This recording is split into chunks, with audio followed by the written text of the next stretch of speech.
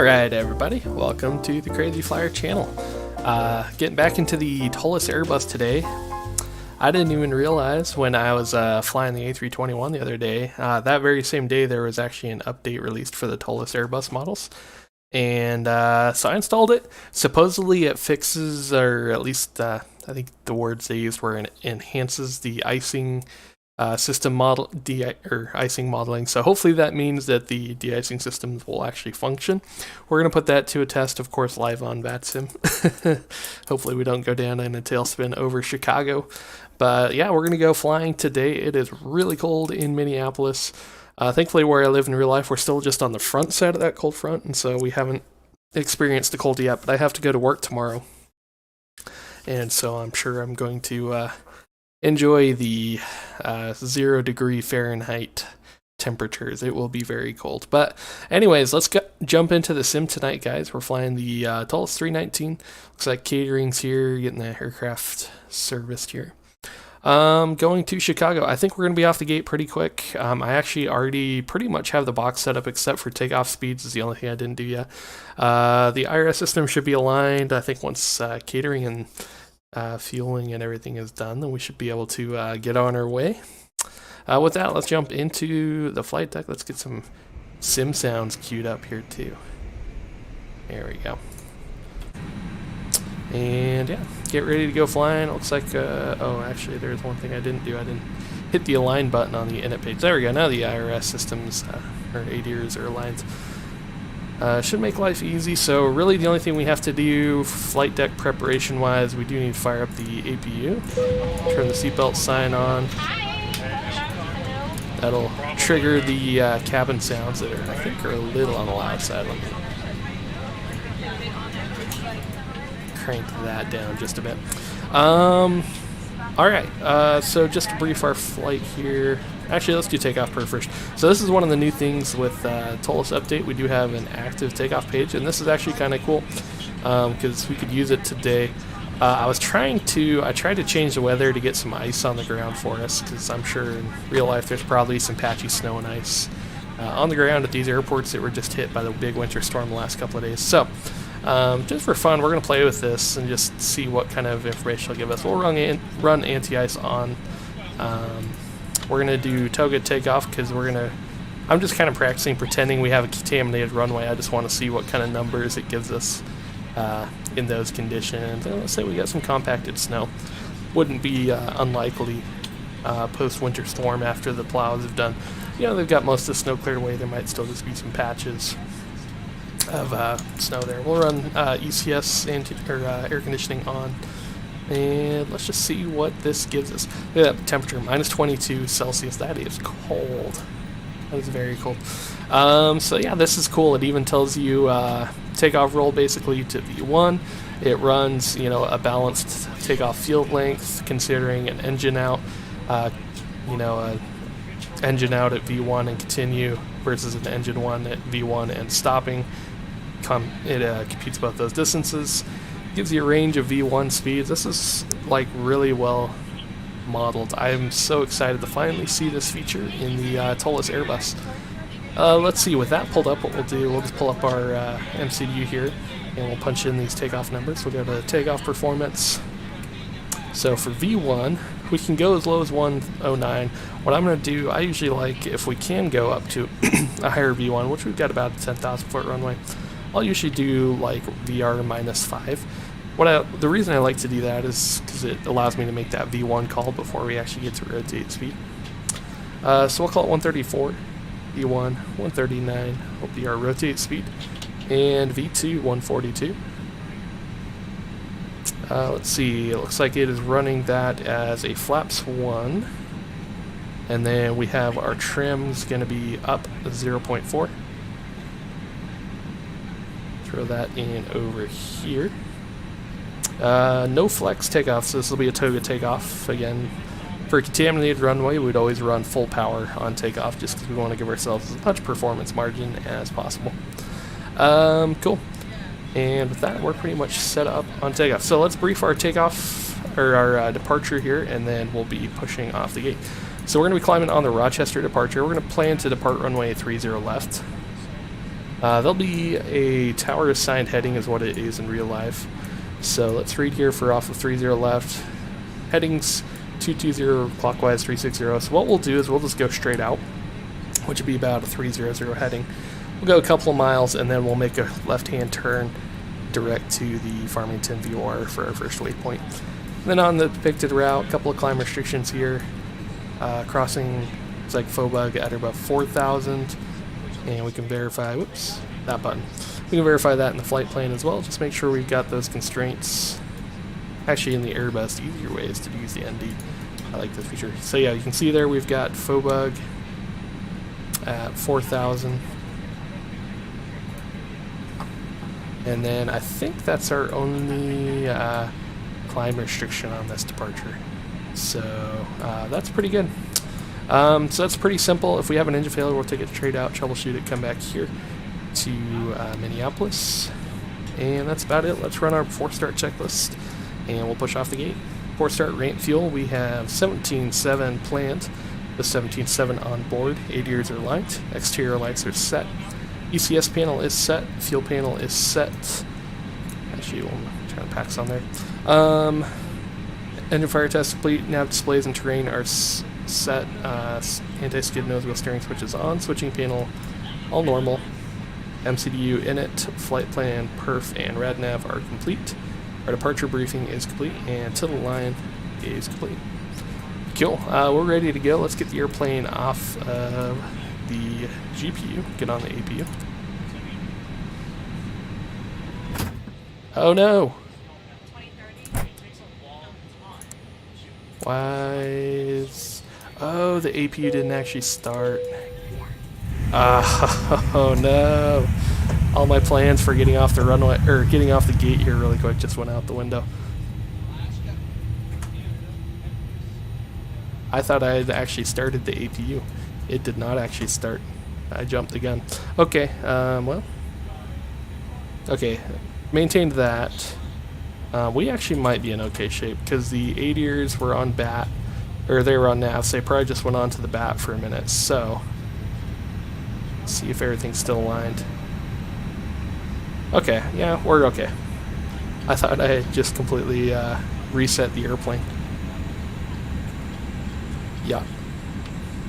That happens.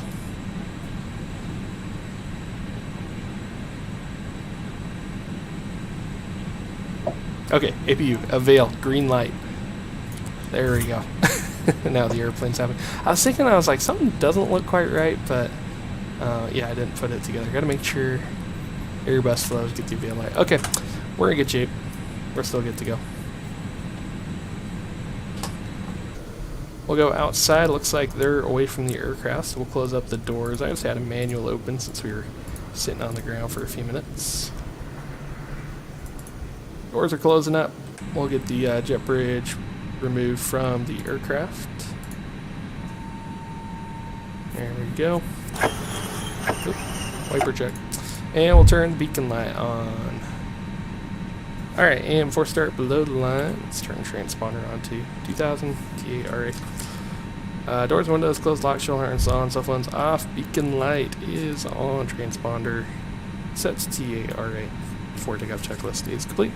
Alright, let's call for the push. Let's go fly. Hey, Captain, let me know where you want this thing. We'll kind of push tail back this way since we're going to be Great news, Captain. Your tow's coming. 30 left. I can't believe I plunged the airplane into darkness. That happens.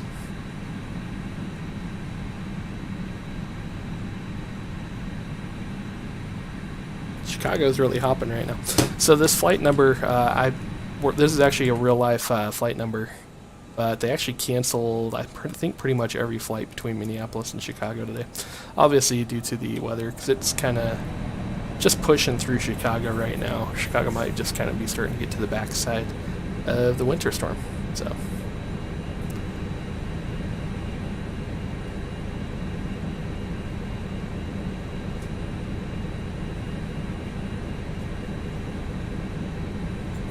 All right, looks like the doors and hatches are closed and we're ready to connect. Roger that, you're clear to connect.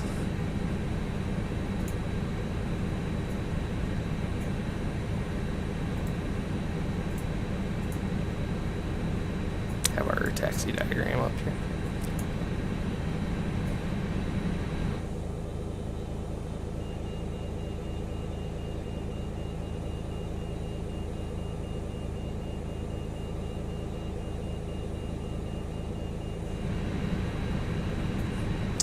Let's see, and we'll come down here to, let's make sure chocks, external power are removed. And I might do the apply de-ice liquid. We'll de-ice off the gate. Welcome aboard, Captain. Toes connected, bypass pins inserted. Go and kill the parking brake when you're ready to go. Brake off, clear to push. Here comes the pushback. Light them up. Righter. So what we'll do, we'll push back and we'll just do like a de-icing off the gate. The reason I do this is because, like I said, I was trying to get some icing effects on the ground before the live stream, and so I changed the weather, but I'm not sure if putting the weather back on real world weather also removes the ice from the airplane. Obviously it kind of removed it from the ground, minus just a little bit of snow in between the lines on the concrete. But we'll de-ice, just make sure, get a clean airplane. Want to start off right without having any icing issues.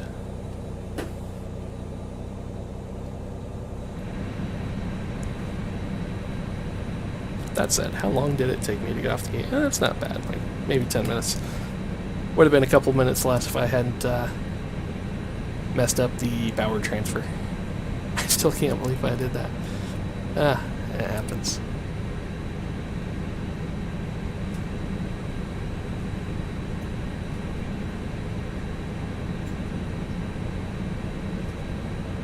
I have not yet done it in the Embraer.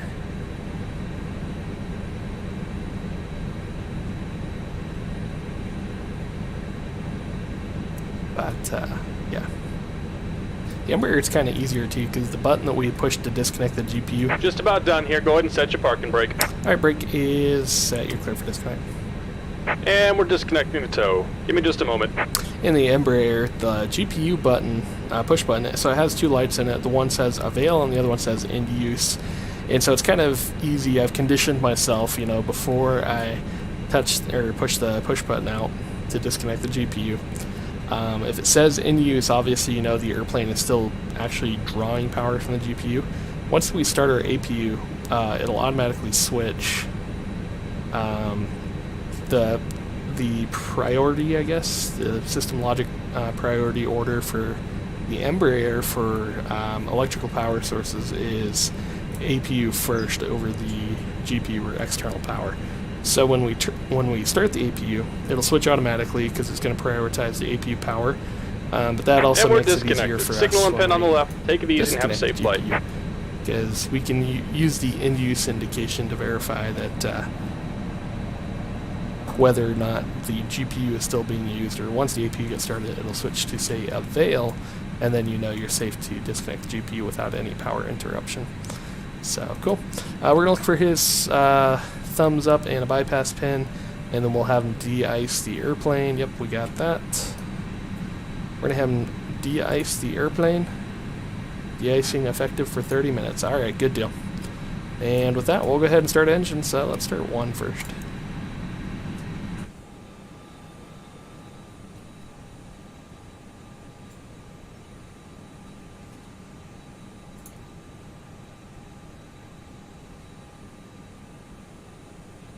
Hang on. I know what I did.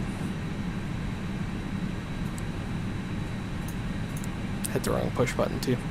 I'm making all sorts of mistakes. There we go. Maybe bleed on. Bleed pressure. Man, I'm off my game tonight. That happens sometimes. There we go. Now we've got good bleed pressure. Now we should be able to start at one. There it goes.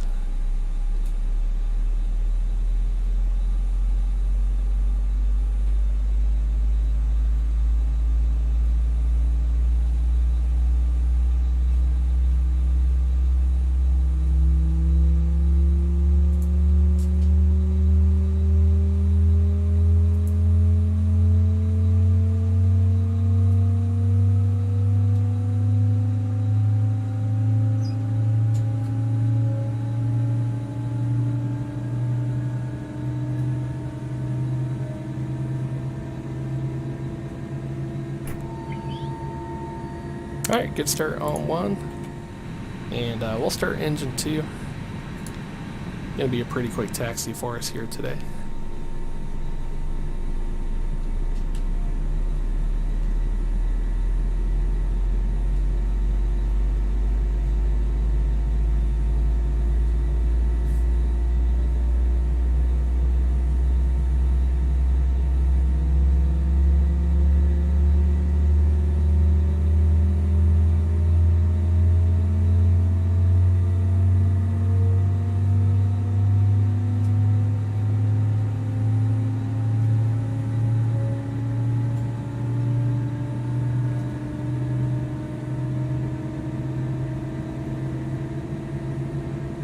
Alright, and 2 good starts.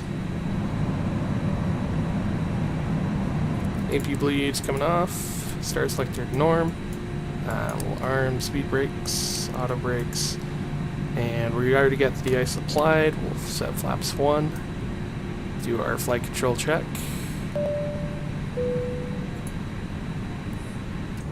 Here we go. Hey, thanks for the subscription on YouTube. Welcome.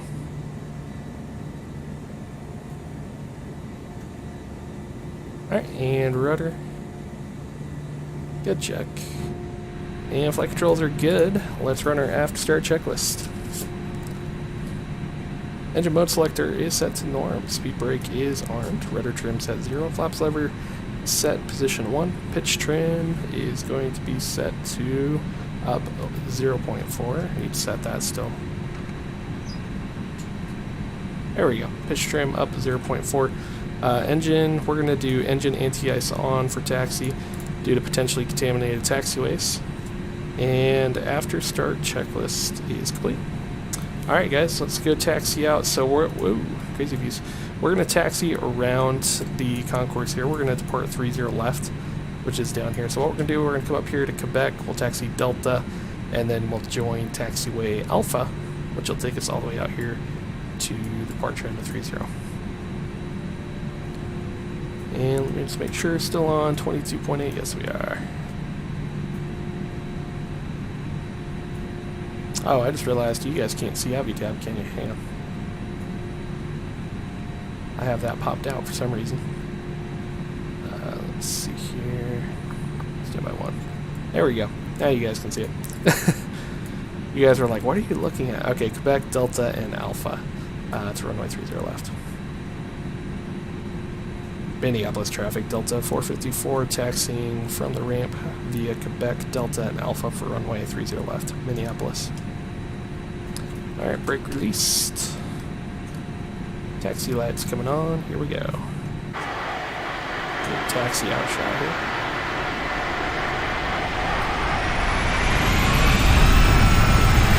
That's kind of cool, you got a little bit of snow blowing effect from the engines. Try not to blast these vehicles behind me.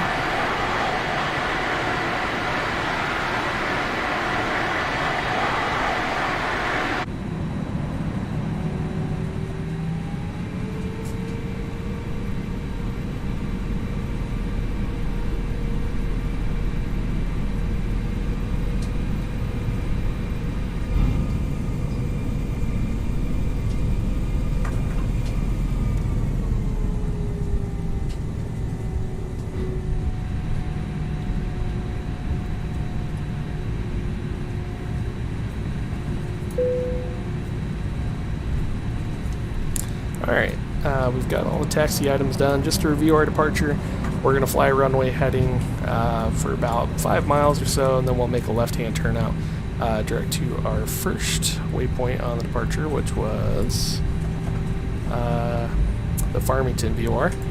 And if we have an engine failure, we'll go straight out, we'll troubleshoot, then we'll turn around, come back here to Minneapolis. And that's all I got. Let's run our taxi checklist. AP bleed is off, AP is off. Flight controls have been checked, auto brakes set max, takeoff config checked, cabin is secure, takeoff memo all green, brake temps are also in the green, and taxi checklist is complete. Just gonna have a quick gander here at my phone here, we'll take a look at that to make sure we don't have anybody on final to any particular runway. I don't see any other traffic. There's somebody on the gate over here, it looks like. Yep.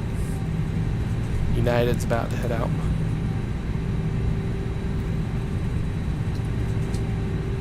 Alright, so up here we're going to make the second left-hand turn. First one's Bravo, second one's going to be Alpha.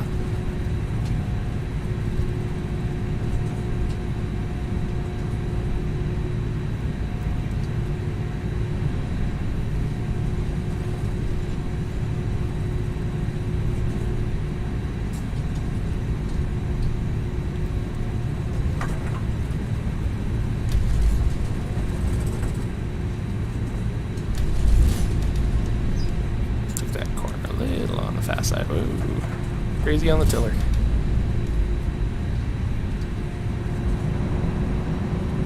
We did take a little fast. We took it like 15 knots. It's a little quick to get an airliner around the corner.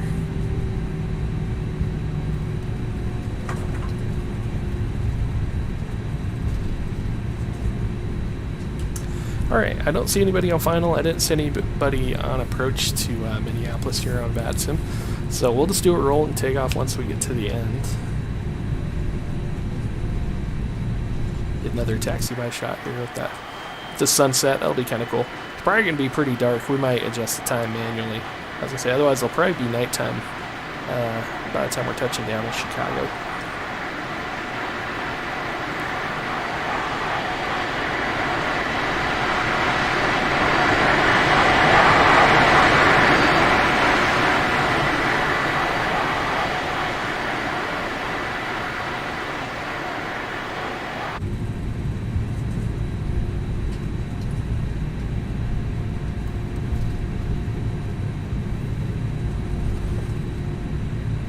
And let's hope that the new icing model that Toliss came out with will allow us not to ice up the airplane. I don't think it'll be... We really don't have too much of a risk here out of Minneapolis other than just, you know, possibly contaminated runways.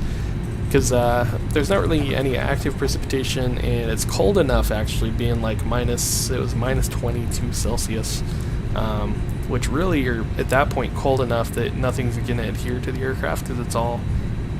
you know, crystallized, and you know, any water moisture content in the air is no longer a liquid, a supercooled liquid at that point. So really, icing risk is pretty low here.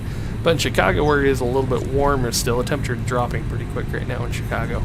There's still a chance maybe of picking up some ice, so we'll be careful about it. Let's light up the airplane, and we'll go flying. Minneapolis traffic, Delta 454 taking off runway 30 left. Will be a left-hand turnout departing on the Rochester departure, Minneapolis. Alright guys, let's go flying.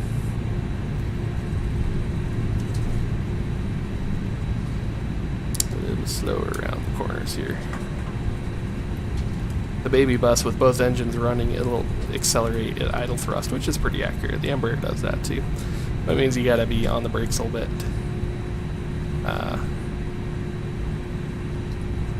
When you're taxiing. One thing I didn't do, I should have set my runway heading in the heading selector. We're gonna do that here real quick.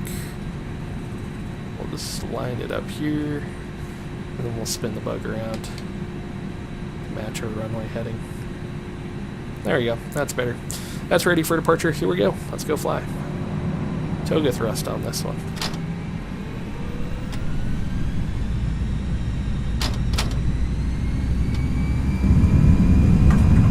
Alright, man toga.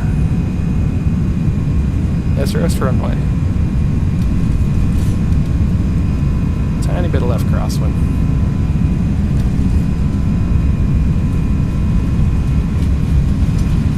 I forgot to call it, but 80 knots checked. V1. Rotate.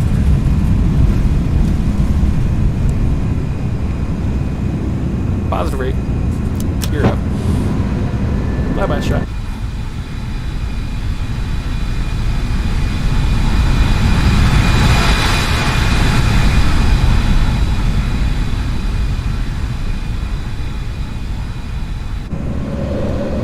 We are getting a little bit snow right here. I didn't think that we would. second there, it seemed like. Oh, I forgot to turn the wing anti-ice on too on departure. I was going to do that. Really, we don't need it on though. It's actually colder now that we're airborne. It's cold enough not to need it. Alright, climb thrust is set.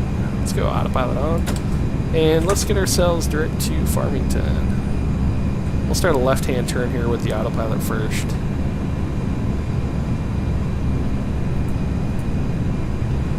One other little change I just noticed Toliss made, they did change the little symbol for pulling the knob. It used to be the 2-dot symbol, kind of like that one, but with 2 dots. Now it's a little hand. Just a subtle change I just noticed. It's cool to see Toliss making pretty regular updates to their Toliss fleet.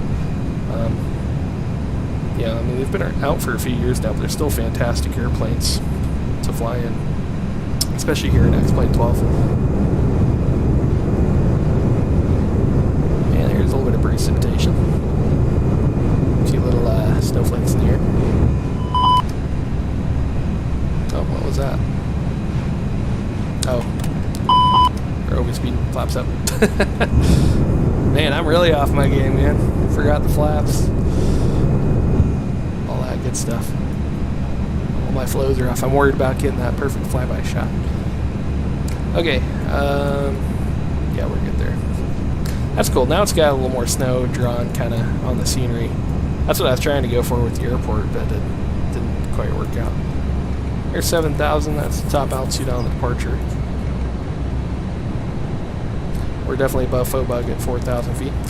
We were filed, I believe, at 310 on this one, so since we don't have any ATC, we'll go all the way up to 310. 310, and let's do open climb. There we go.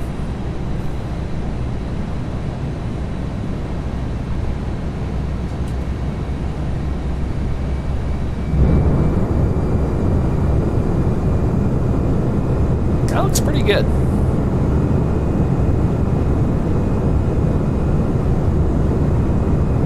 One thing I'm very finally happy to see in X-Plane is the wintry ground textures.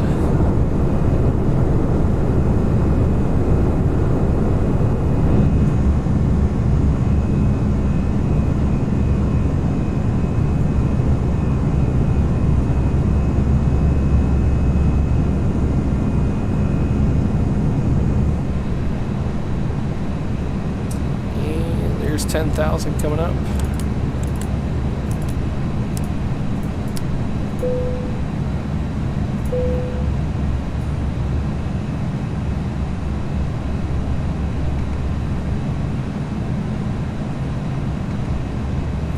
Alright, up and away. We're done with Minneapolis charts now. This is a pretty short flight.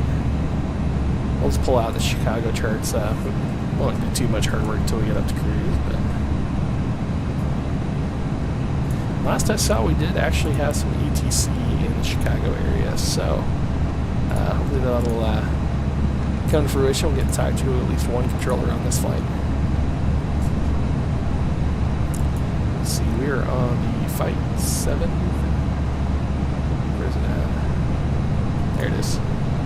And I am planning to 8 center for the runway, for the approach.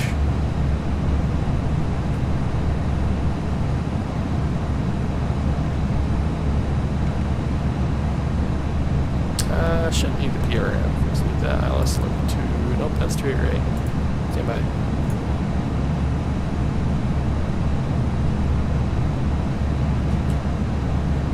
There it is.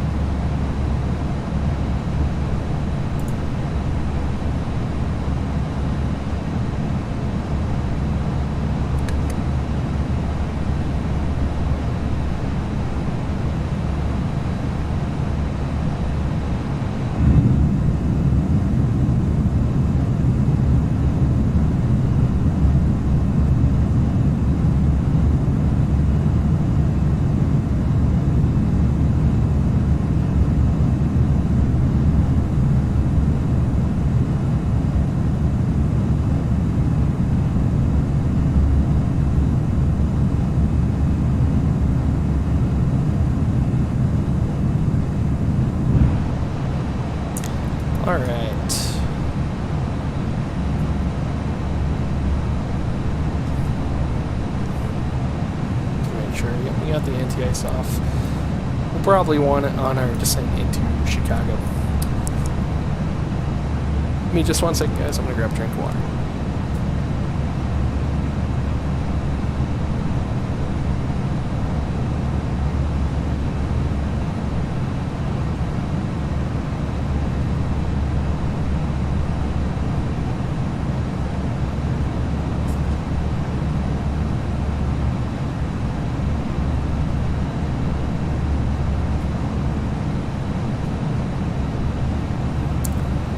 Sweet.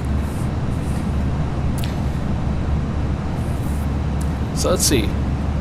How cold is it going to be in Chicago by the time we're there? I know when a couple hours ago when I checked, it was like 20 degrees or so. And I think just like everywhere else in like the Great Plains area where it's really cooled off, it's supposed to get down to probably the negative single digits in Chicago Fahrenheit. Which is pretty cold. I mean, I'm going to have that weather here where I live in the Midwest tomorrow. It's going to drop really quick overnight tonight. Yeah, down to 14 degrees right now in Chicago, so it's dropping pretty quick. That's just in maybe last hour or so, it's dropped from 20 down to 14. Minneapolis, I didn't do the math on it, but yeah, minus 20, what was it, minus 22 on our departure, which is saying it's currently minus 6 Fahrenheit in Minneapolis. That is really cold.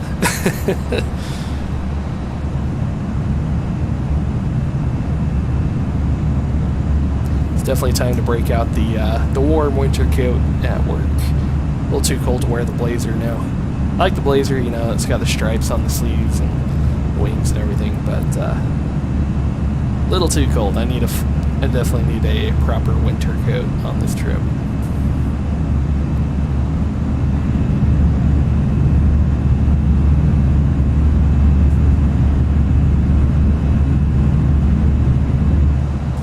While we're cruising along, now that we're getting into like the really cold part of the year standards, I need to brush up on my SOPs for the Embraer for cold weather operations. There's not too much we really have to do. There's a couple of little things I need to brush up on because I'm probably actually going to have to apply them on this trip.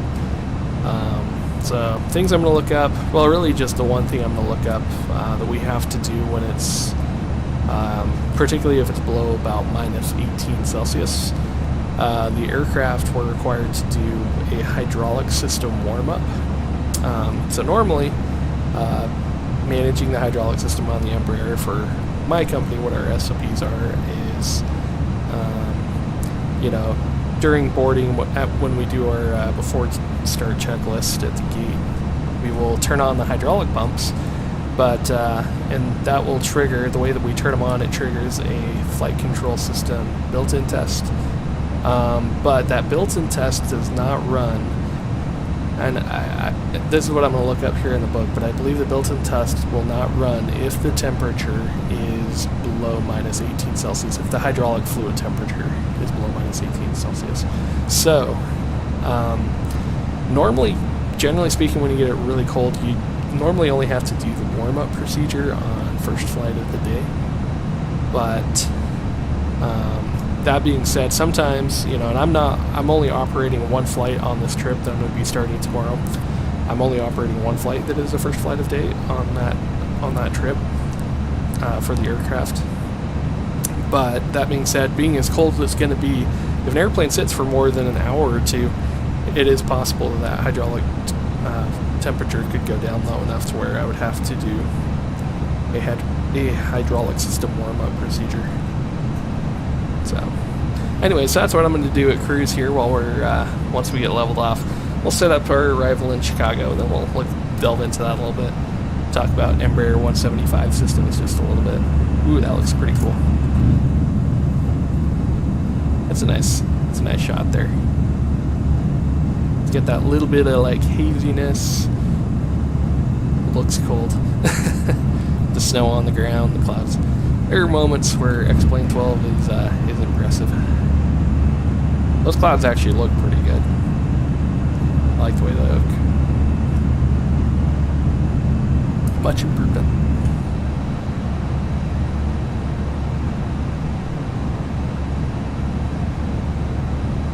Let's see, how long do we have a cruise before we have to start the descent? Yeah, we got about 100 some odd miles. Let's actually start looking at Chicago now. So we'll pull up our arrival. I believe this one is a descent via. It's been a minute since I've flown the fight arrival. What is it at? There it is. We're doing the zipper transition, so we're coming in from over here. It is descend via. It looks like fight at 11,000 feet. This bottom altitude for that arrival. And since we're landing west, 28 center, I think it's going to be this transition. Nope, I lied. It's down here. So we'll do the 28 center transition. The reason I don't want to do that, they were advertising on the VATSIM ATIS that they were actually landing on 27 left as well. But the reason I don't want to do that is I think that I'm only running default scenery for Chicago today. And I believe the default scenery has the old configuration where there's a lot of taxiways and I think an entire runway here that don't exist in the X-Plane default scenery on the north side of the airport. The south side's pretty well modeled, so that's why I'm thinking we're going to land to the center if we can. Just so we don't have the awkwardness of getting a taxi instruction and having to tell the controller that the taxiway doesn't exist for me. Always makes it awkward. Okay, cool. So with that, let's jump down here. We got a perf. Let's load in our information here, and I think we can pull up. We're gonna try this. See if we can pull up. Yeah, we can pull up the VATSIM ATIS here that they have running in Chicago right now. So 280 at 11 knots. It's cold. Not as cold as Minneapolis, but -6 is still pretty cold. We'll go here to approach. So QNH is going to be 2977. Temperature -6. Magnetic wind is going to be 280 at 11. And MDA on our approach is going to be 851. We'll round up, call it 860 for decision altitude. And that's it. We're pretty much set up. It's a little windy. We'll add a couple extra knots just for a little bit of gust factor. Cool. That is done. And then I think I already have the approach loaded. Let's just verify here. Everything is matching up.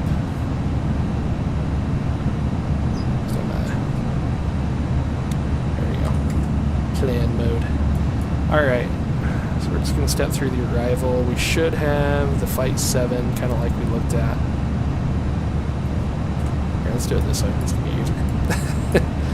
Moving around one does too much. There we go. Fight 7 arrival. There's Fight at bottom 250 at 11. And then that's going to take us to transition. They'll put us on the south side of the airport. Left downwind for 28 center. And then we've got Vogler for ILS 28 center, which obviously we're not going to go out that far. We'll turn base somewhere around here, depending on traffic conditions. I did see a few airplanes inbound, so as of now, or at least as of the last time I checked, there was not an approach controller on VATSIM, but there was a tower controller, so.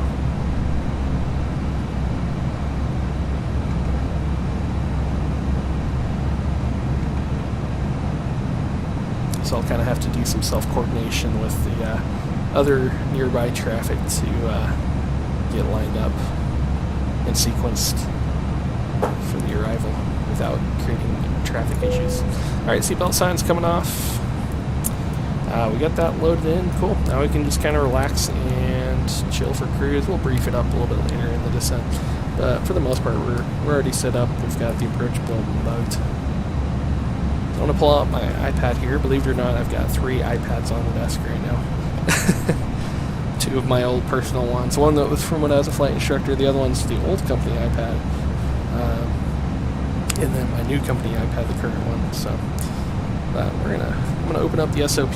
Unfortunately, I can't share screen with you guys or anything, but I'm at least gonna read through. We'll refresh myself on cold weather operations for the Embraer 175.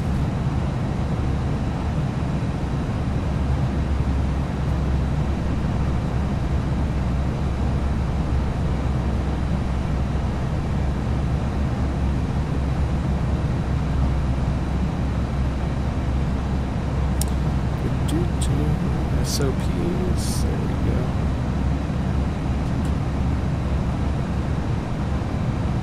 So I just need to review the hydraulic system warm-up. This is actually something I have not yet had to do as a captain either, so it's getting bumpy. Seatbelt signs coming right back on.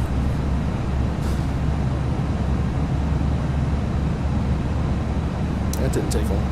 Let's see. I might just actually search for it here. I think I know what section it's in.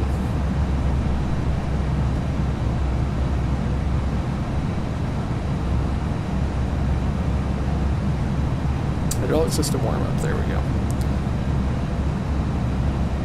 Alright, so hydraulic system warm-up during cold weather operations. If the hydraulic P-bit countdown timer has reached 25 hours or less, it is required after shutdown, after arriving at the gate. While the hydraulic fluid is still warm, the following procedure should be performed, which is we turn the pumps on. That'll allow us to run the hydraulic P-bit. So in theory, the only time you would need to do the hydraulic warm-up is if you need to do a flight control check, which, again, if we see the timer is low, then we should perform the check ourselves. Generally speaking, though, because we turn our hydraulic pumps off in between flights, and then we reactivate them on the before start checklist, that triggers the flight control built-in test, or P-bit as we call it. It should be triggered every flight. Normally speaking, there's a couple things that can interrupt it, like if you accidentally bump the flight controls or something like that while it's running the test, it'll interrupt the test and discontinue it. But generally speaking, the test does get performed every flight, so it shouldn't be too common that you have to do it. But if I do have to do it, here's the warm-up procedure just for my own edification. On first flight of the day with the hydraulic temperature with the reservoir temperatures below minus 18 degrees Celsius, accomplish the following procedure prior to starting engines. Hydraulic systems 1 and 3 alpha pumps go on. Turn the PTU on. Wait 30 seconds. After 30 seconds, PTU switch goes back to auto, and hydraulic system 2 pump turns on. And that's the end of the procedure. So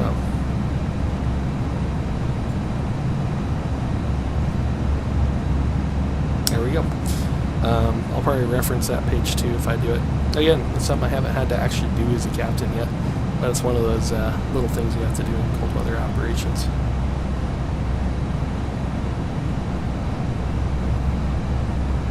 Another one specific to the Embraer that we do cold weather operational wise. This one I do, I used to do all the time as an FO.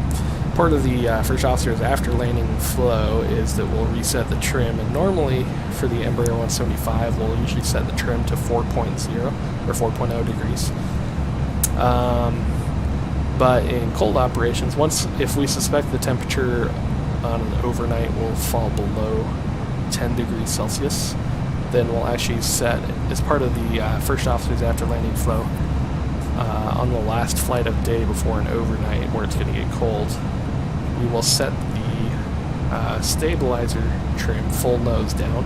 What that does is sometimes some stations will de-ice the airplane early in the mornings prior to the crew showing up, and so that will allow that if they de-ice the airplane, the de-ice fluid will run off the tail and not like run forward where it could potentially get into the horizontal stabilizer and maybe affect like hydraulic PTUs and things like that. So.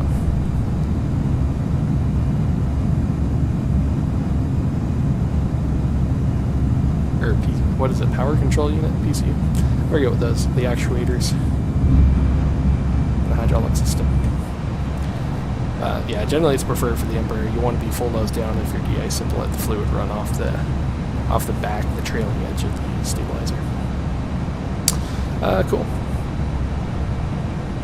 See, I'm trying to think if there are any other cold weather specific operations I need to look up. We used to have, when I first started flying the Embraer at the company I fly for, we used to have a limitation on the battery temperature as well, but we switched battery types a few years ago. I believe we no longer have a minimum temperature limitation on our batteries.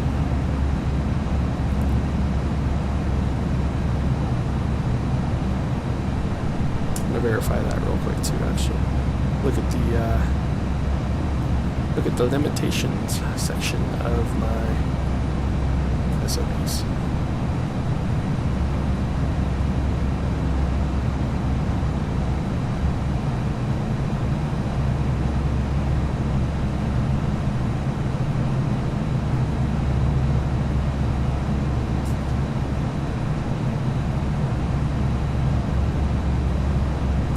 Yeah, it seems like it's smooth again, so I'm gonna try the seatbelt sign again here.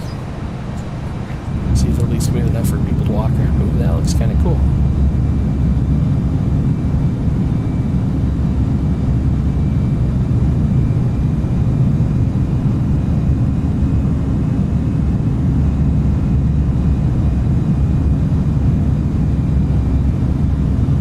Maybe cue up a little bit of music too while we're cruising along. Turn the sim sounds down just a bit. Put our noise canceling headsets on. And let me see. Do some Christmas lo-fi. This will be the last day that I get to do, because I'm going to be at work until Christmas. Starting tomorrow. So this will be the last day that we do a Christmas lo-fi. Stay list.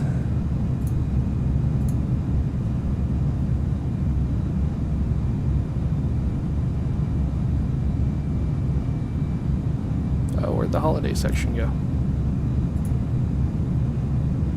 Did they take it out already? Are they already considered us past the holidays on epidemic sounds? Come on now. Oh, there it is. Got it.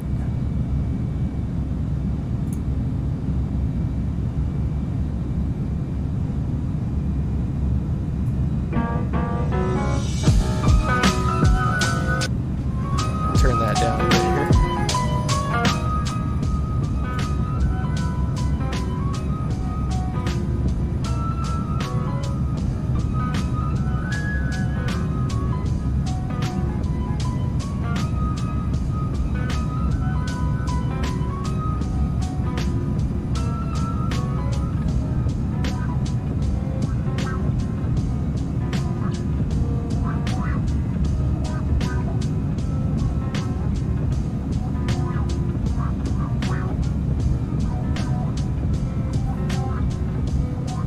Alright, I'm not loving this song.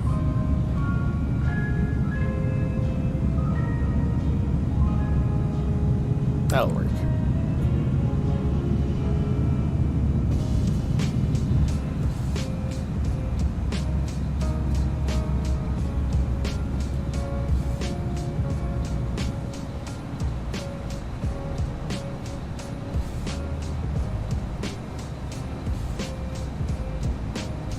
We'll go outside the flight deck for a minute. We just get get this pulled up. We're actually not far from our top of descent. Only got 40 miles, so can't chill for too long. Oh, hit the wrong view. Hang on. Watch your ears again. I'm gonna zoom in. Reset this to the other camera. There we go.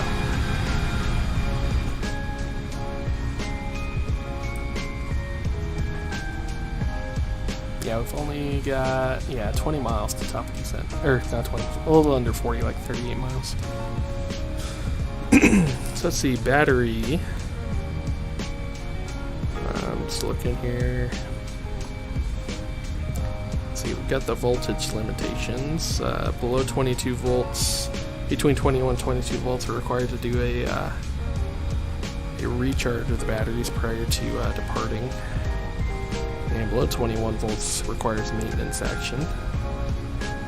So maintenance action has to come out of the airplane. But yeah, it looks like they took the limitation out for temperatures on the batteries. So don't need to worry about that too much. That's good. I think that's about it. I think those were the only cold weather operations questions I was going to look up. They did come out recently. They came out with the new holdover guidelines. Could review that too. I did read through. They've got specifically a new chart that's pretty important to operations. It's the snowfall intensities table.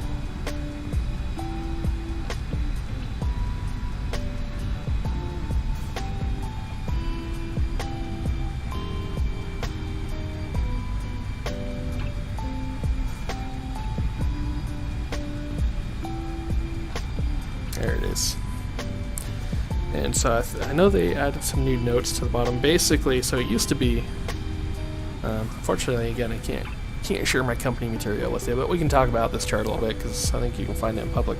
The snowfall intensities as a function of prevailing visibility. It's in the FAA holdover time guidelines publication.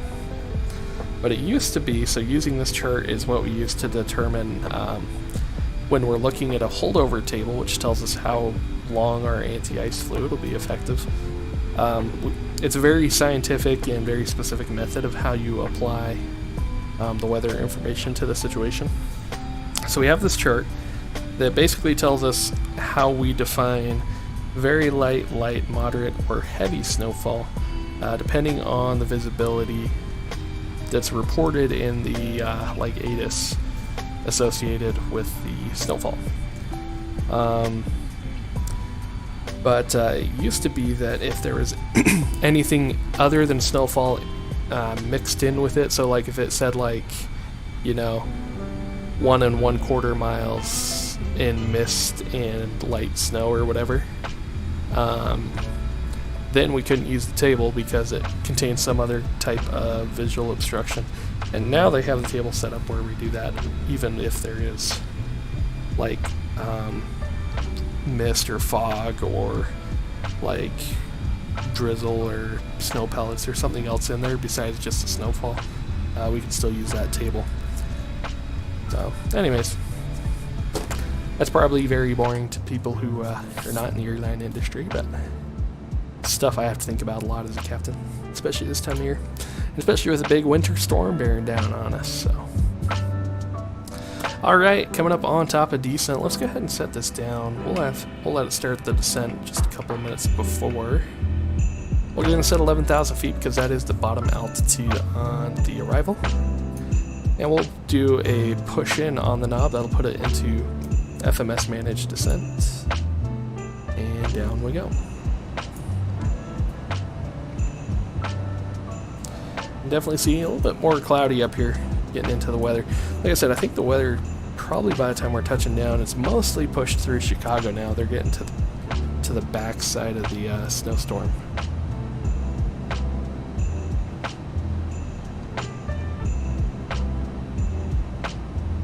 So might still be snowing a little bit when we touch down, but we'll see. Well, in fact, I know it will be because it said so in the ATIS.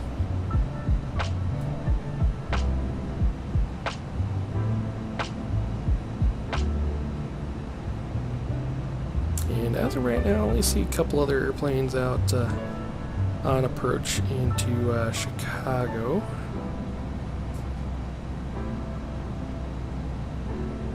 We'll see. Oh, actually, we got an Air Canada. Looks like he's actually probably on the arrival with us. He's, I don't know, maybe 50 miles in front of me or so. He came from Vancouver. That's a fun one. Okay. We've got everything set up. The last thing we're going to do, we didn't brief the approach yet, so let's do that. We'll keep the lo-fi on low in the background. ILS-28 center approach. 21-16 is the plate number. 108.95 for IVZE. 273 is our final approach course, and I believe we are set up for auto tune. IVZE 108.95. That's good. 272, 273. It's within a degree. I don't know which one is more accurate. But Seika 2300 going down to 860 is what we have set for the men's. Touchdown is going to be 651 MSA around the airport reference point, 3,400 feet. Missed approach, if we do published, it's climb 1,100 feet, climb left turn 4,000 on a heading 215, inbound on the DuPage 082 to the DuPage VOR and hold. So climbing left-hand turnout and 4,000. We'll do the FMS if we need to. Let's see, notes from Vogler, GPS required. We're not going to go all the way out to Vogler. We got GPS anyway. Simultaneous approaches are authorized. The VGSI and ILS glide path aren't coincident, and VGSI angle is 3 degrees with a threshold crossing height of 80 feet. Cool. Pappy's left-hand side, LSAF approach lights leading us in.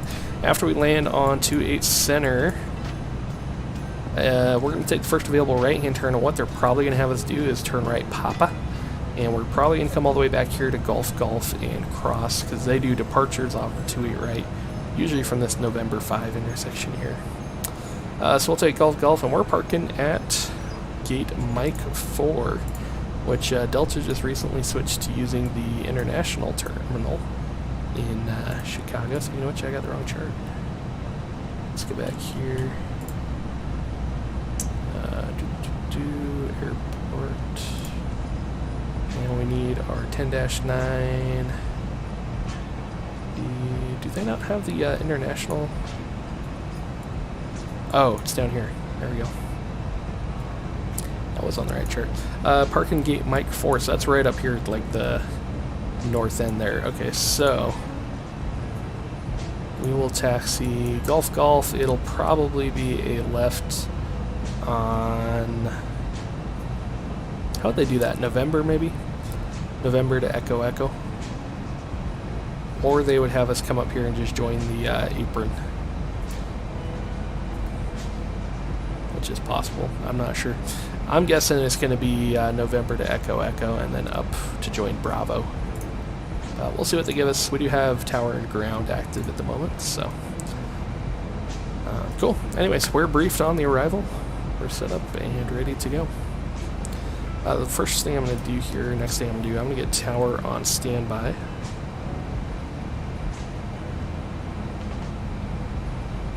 We have tower, he's on 120.75.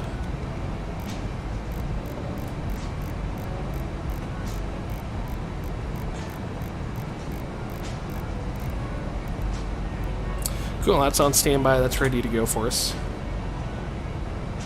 Still no approach controller.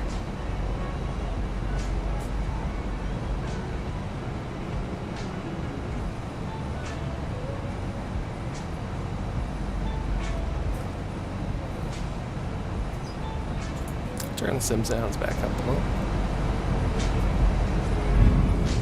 Getting darker. It's actually not totally dark, so this is actually like the perfect time, so we'll get some of that sunset lighting.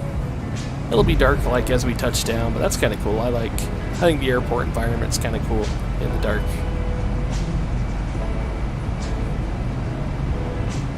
Got the layered, fortunately the anti-aliasing is terrible still, but layered clouds there, that's kind of cool.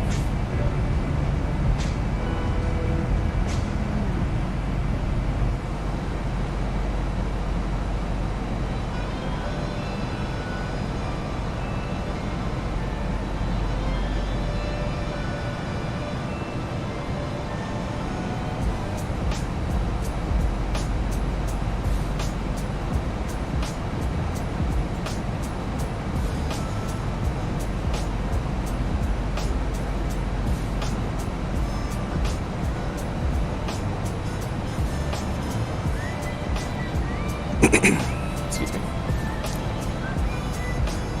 I forget too, we've got this ability.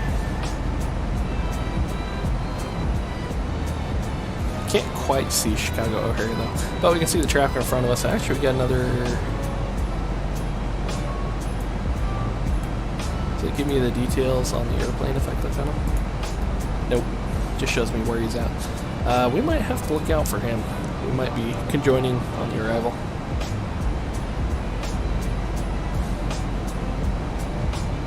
Yeah, he is also inbound to Chicago. So I'll tell you what, let's reduce speed. We'll fall in behind him.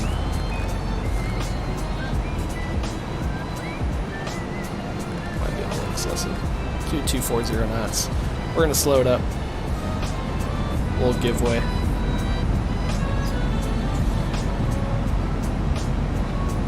So he's going to join the arrival. Actually, let's do this too. T-gas will go on. That'll show all traffic on our T-gas, and yeah, we can see him over there. A little bit. Actually, you know what? We might be in front of him. It's hard to tell. Let's see. Because yeah, he's going to come up here. He's going to be kind of on a converging course. I don't know if he's passed the Jaska waypoint yet or not. Yeah, we'll slow it up for him because he's making the turn, so we're going to be essentially parallel but joining together on the arrivals, so we'll create distance.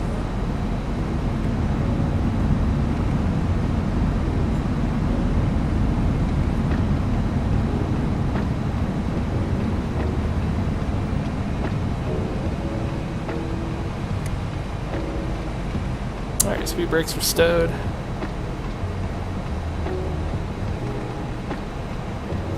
Probably start dimming the intake lights here just a little bit.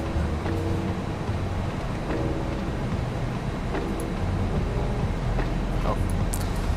The armrest is annoying. I wish they would make the armrest, you know, just kind of a click spot to where they would automatically fold up. The click and drag can get a little finicky. I've noticed in the recent Toliss updates. Let me kill these floodlights here. Here we go.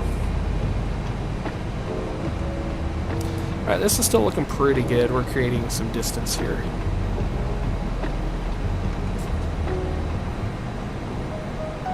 We can maybe even do a lap and a holder or something if we need to create more distance.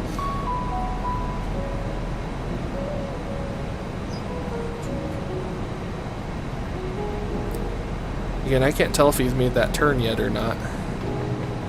But from where it is right now, I think I'm going to end up behind him on the arrival. Alright, there's 18, 3006 is the, or no, I lied, it's 2997. 2977 is our altimeter. Oh, there's some turbulence. Should I have that back? Might be APU been running the whole time? It has. Well, okay. We'll leave it running so we're going to land here shortly anyways, but I'm really off on my flows tonight. Let's do that double line too. There we go. Get the mood lighting. I don't know, we're still catching up to him.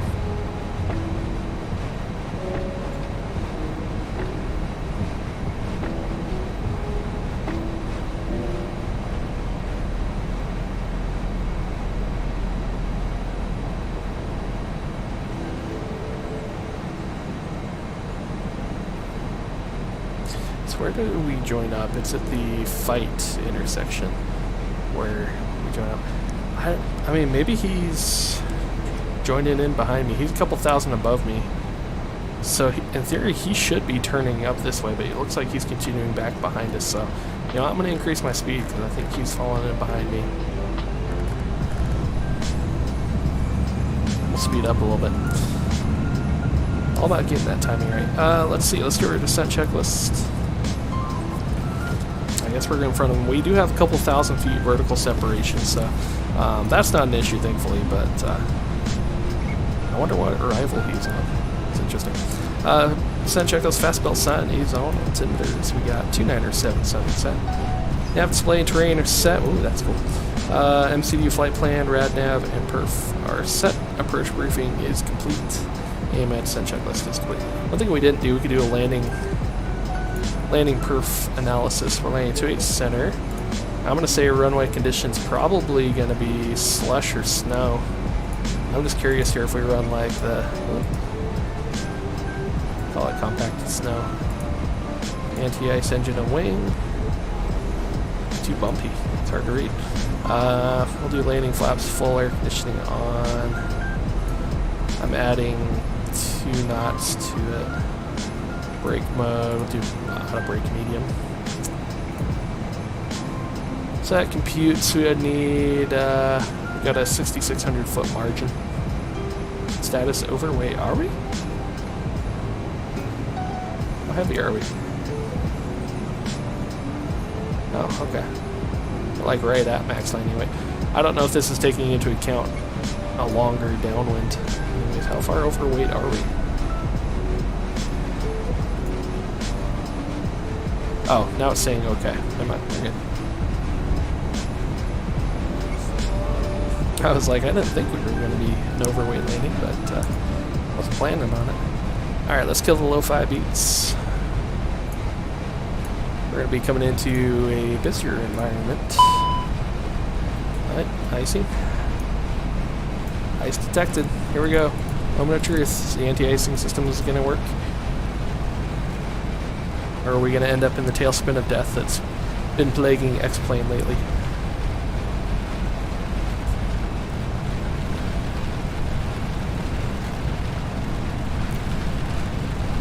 I see the ice on the window. So far, so good.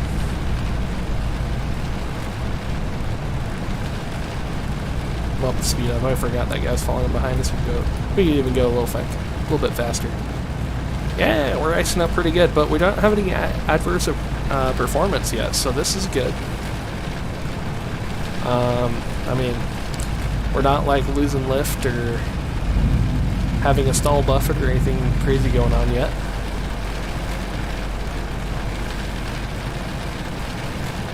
So I'm cautiously optimistic here that we don't have any icing issues going on here.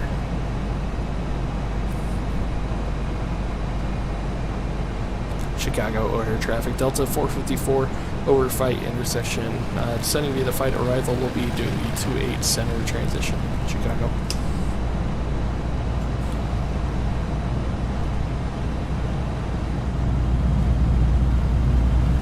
Too bright in the cabin, I gotta turn the cabin lights down.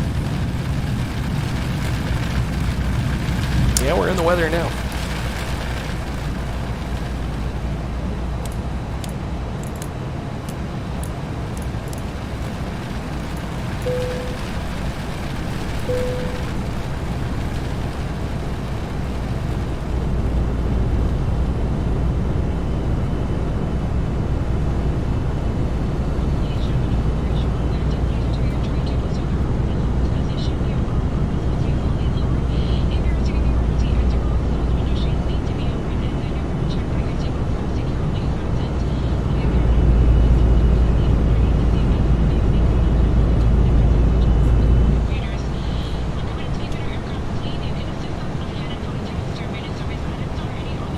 Let's see, I'm looking at this. Alright, so he did fall in behind me. That's good. That was kind of awkward. I didn't know he was going which way. Guess I could have organized it a little better. I should have been looking out a little further.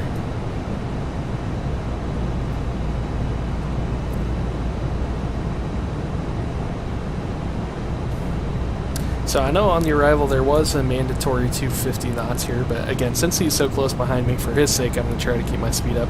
That way there's less risk of conflicting traffic, or that way he doesn't like catch up to me. I'll maintain some separation. He must have had like the same thought I did. He was like, yeah, we're going to get there about the same time.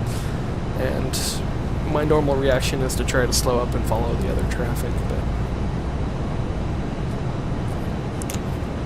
it happens on bad sim sometimes.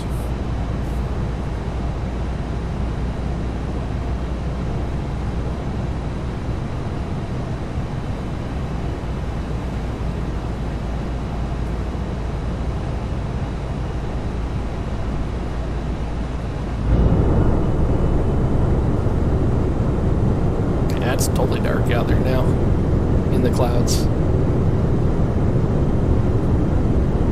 lighting is pretty good too, actually. So I've had issues when I fly like mornings or evenings. Sometimes the clouds will like turn completely black, but here it's actually still looking pretty good. I wonder if they got that issue fixed in the last iteration of X-Plane.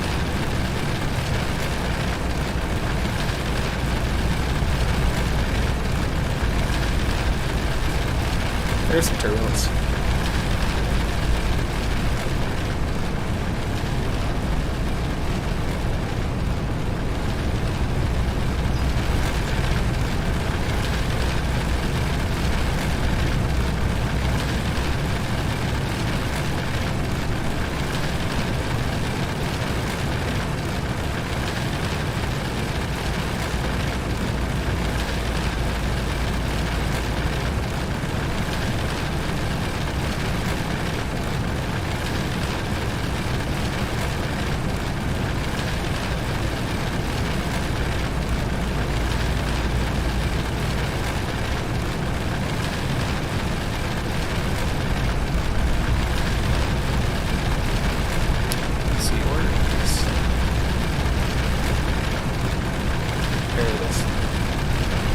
Brightness knobs.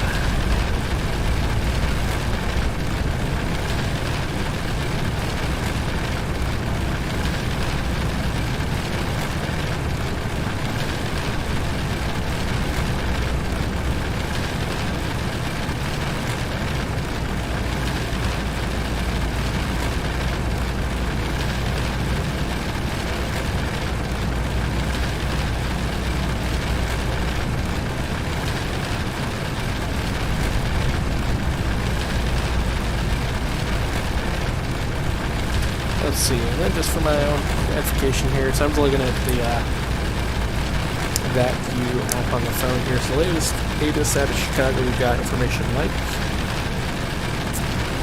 290, 17 gusting, 27. That's pretty gusty. I may need to add a little more. Half statute mile visibility. Looks like our runway. No, that's 10 left. It's 6,000, so yeah. 6,000 RVR. Snow, freezing fog. Florida traffic United 619 is 80 miles south. We're going to be inbound for Airbus runway 27. Altimeter 2981.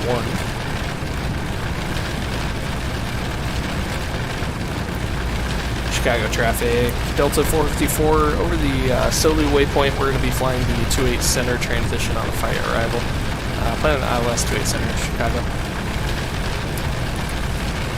Chicago air traffic United 619 is going to be inbound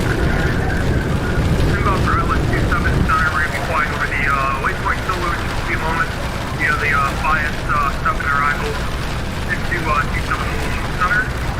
United 619. Cool. So we'll be on opposite runway, so that shouldn't have any traffic conflict with each other. I'll just have to take a look out and see if anybody else. Correction, UA United 615. What did he say? I didn't catch that last one. You turn him up. Turn the radio up, turn the sim sounds down just a bit. But yeah, they're still advertising ILS 27 left, 28 center. So we're going to stick with 28 center. Like I said, that's easier for me since I know that runway exists in the sim. I need to look at the north side of Chicago and see what runways and taxiways are there and which ones aren't. Pitch black out there now. Can't even see the clouds anymore.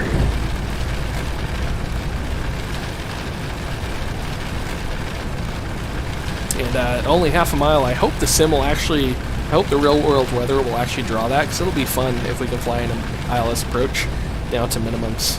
I would really... United 691 is going to be in ILS 27 center. We're over waypoint Soli right now. We're going to fly at 7 arrival on 27 center of Chicago.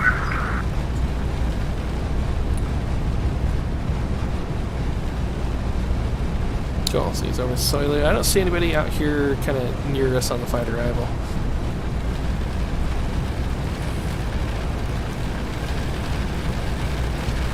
Chicago air traffic, Delta 424, just about to cross over the Georgia waypoint, turning left downwind for 28 center. Chicago.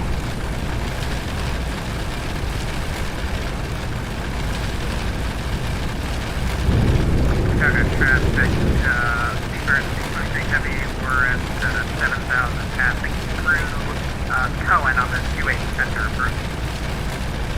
Okay, so he's on 28 center.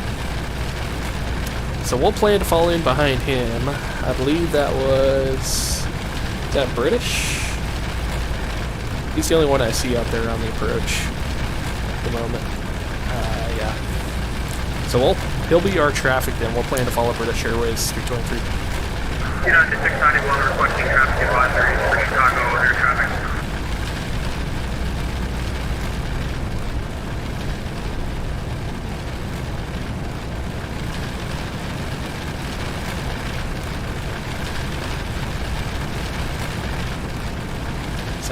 Yeah, that should work out. He's the only one I'm seeing. We got two. It looks like he's probably going to join 27 left, I'm guessing. We'll keep an eye on him. There you go. Turning on to the left downwinds now. Getting bumped around pretty good. The anti-icing is working. This is good. Glad Toliss came out with that fix pretty quickly, where we can actually fly through icing conditions again here in the sim. Yeah, look at that wing flex. We're getting some pretty good bumps. Say continuous light, maybe occasional intermittent moderate chop.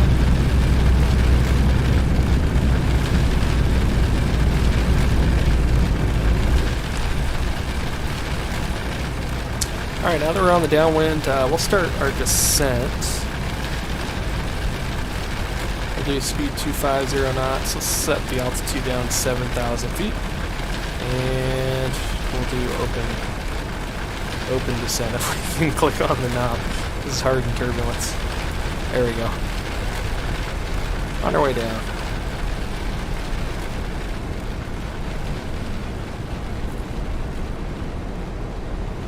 Yeah, this is looking pretty good. Oh, okay, I see this guy here. Looks like maybe he's joining. Let me look at my phone to see what altitude he's at. Looks like he actually might be our traffic.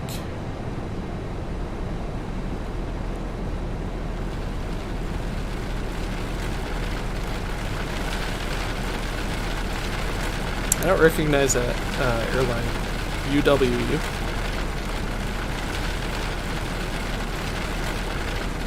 No, he's not in that. He just departed. Or yeah, he is. He departed midway. He's going to Chicago O'Hare. Okay. I see now. I was like, he departed midway. Where is he going? Yeah, he's going to Chicago. Alright, there's 10,000. Did I light up the airplane already? Yeah, I did. We already did 10,000 foot checks. Alright, he's the traffic we're going to follow.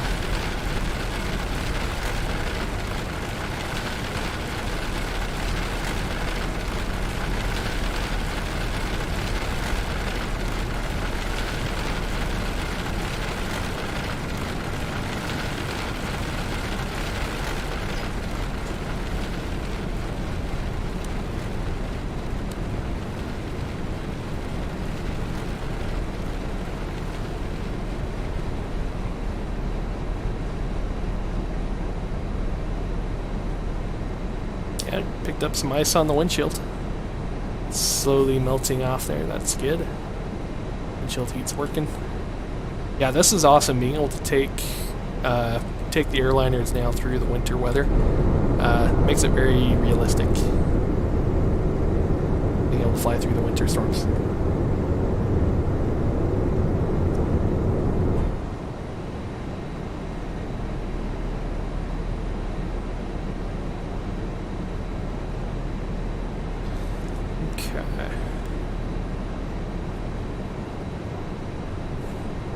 Alright, yep, so that traffic UWU 49, I don't know what airline that is, but he's looks like he's just joining the final.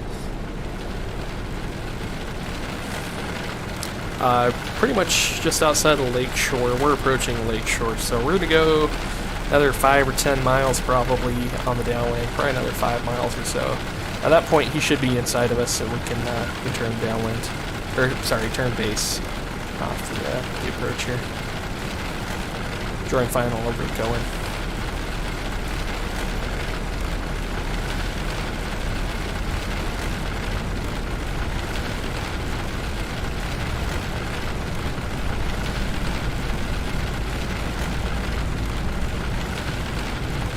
Chicago traffic, Delta 454 left downwind 28 center, just crossing over the Tony waypoint. We'll plan to join final over Cohen, Chicago.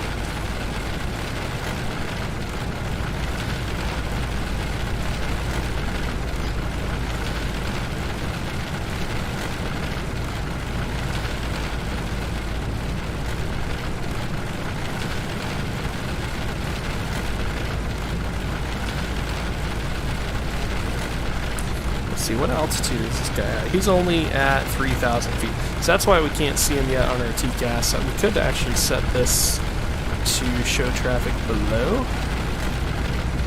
There we go. And then we should actually be able to see him on our TCAS over here. He might actually already be kind of behind our left wing though, so that's not a factor. Alright, let's make our left base towards Cohen.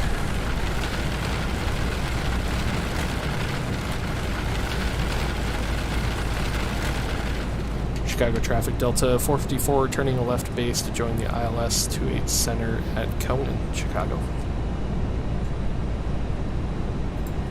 There we go. Left turn? There we go. Left turn, finally. It's hard to get those click spots. It's actually, I wonder if they decreased the size of the click spot. I feel like it used to be easier. I don't know if it's just because of the different, little different symbol that they have. But in turbulence, it's very hard to actuate the knobs there on the mode control panel.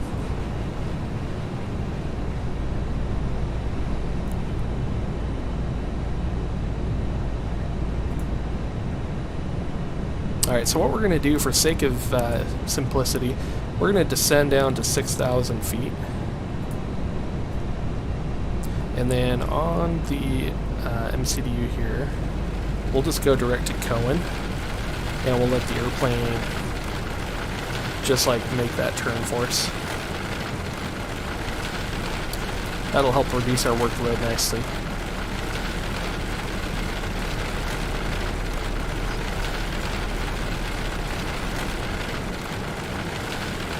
Chicago traffic, Delta 454, joining final 3 miles outside Cohen at 6,000 feet, Chicago.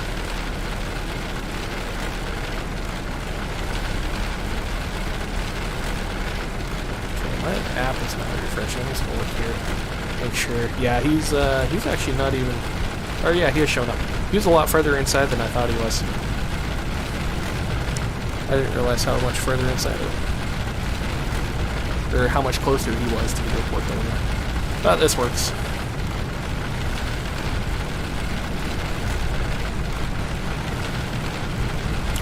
Ooh, get rocked.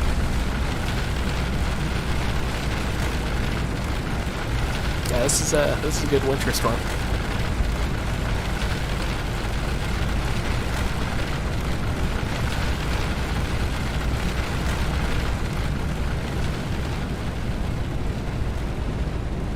Okay, so now that we're established on a final, we're going to set this altitude selector down to a lower altitude here. What's our final approach fixed altitude? 2,300 feet. So there's 2,300 feet set. We're going to keep it in managed descent.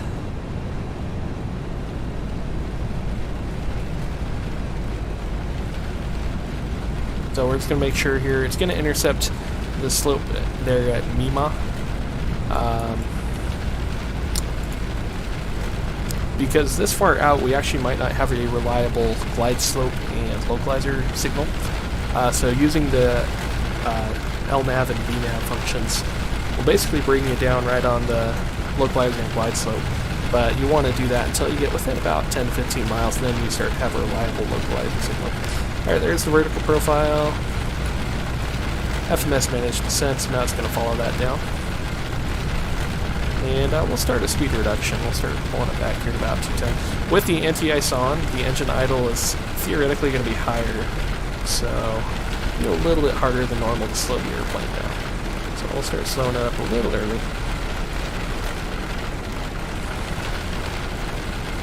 Chicago overhead traffic, Delta 454 over Rizuko, inbound ILS 28 center, Chicago. We'll pull this back to 180 for now. And she's going to use the speed brake. We'll open the speed brake. Watch our low speed awareness. You can see that yellow tick coming up there. Turbulence.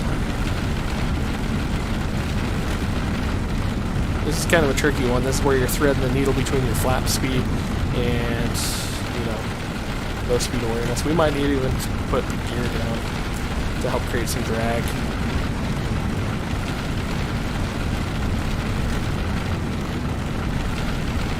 Alright, there we go. We're VFE minus 10, flaps 1. Nope. Got just a momentary overspeed. Alright, let's go gear down. We need more drag. I should have known better. Needed a little more separation from that flap speed. That's alright. Alright, let's switch over to tower frequency. Chicago Tower, good evening. Delta 454, ILS 28 Center. Delta 454 O'Hare Tower, runway 28 Center, clear to land. 28 Center, clear land, Delta 454. Alright guys, clear to land. Gear down. Let's slow down a bit more. The American 10. Get at least VFE minus 10. We're not turbulence at the moment, but obviously we have that 10 knot fluctuation. Via Alpha, Lima, and Zulu. Alright, VFE minus 10, flaps 2. American 10, 62. 49er. Yeah, we overspent the flaps just a hair. Cross 28 right at Golf Golf. Golf Golf Victor 3 to the ramp. Excuse me. We'll cross 28 right. Gosh, we need the windshield to get compared to the ice. I can't see a thing. 49er heavy. We might have to do an auto land here. Getting out of here though, because I gotta go real soon. Okay. I have to shovel snow anyways, it's okay. It's alright. Oh, you have snow there in Juliet? Great. There's snow everywhere. We're getting in from United 441 on the ground with you here at Charlie 25. Actually, we don't need to slow down too November, far yet. support, we hear you're about to close down. I think you just did a PDC. Thank you, we'll be quiet now. Just got my beads. No, we're closer than I thought. Yeah, okay. Flaps 3. Alright, spoilers are armed. We're going to do auto brake, medium. Golly, man, I need this. I'll definitely get you out for the race between you and DeLorean. Need the anti-ice on here. Can't see out. This is going to be interesting. Might have to do an auto land. Alright, flaps full. I'll be gone like Speed approach. Main checklist. We're on the low. 45 Pacific, so you have time. And we should be catching the slope here any second. Missed approach, I believe, was 4,000.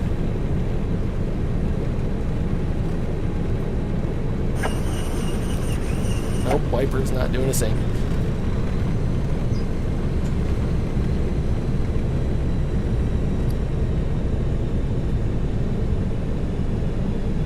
Alright, look at slope, 4,000 for a mist. This is going to get real interesting here. Yeah, Tower, leaving America 1219 at 9,000, descending to 5,000. American windshield anti-ice? I need to turn it on high. Roger. If we can.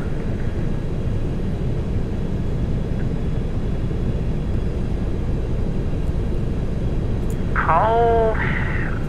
Which runway are you going for? Okay, there we go. It's cleared off. Left, and we're following the star. Landing checklist. Call me at TAF. Oh, no, it's back. Alright, flight attendants. 1219, call Landing at checklist, TAF, cabin secure. and, Landing gear down, 3 green, flat set full. Landing memo, all green. Landing checklist. 1219, thanks. Oh my gosh. I cannot see out the windshield. Exit left when able, and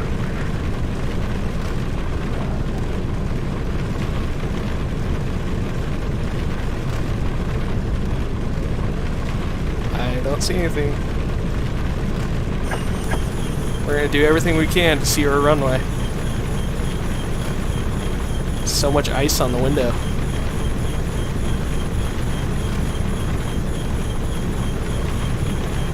Oh, please let there be an airport down here. Otherwise, we're going around. Which, I mean, is fine.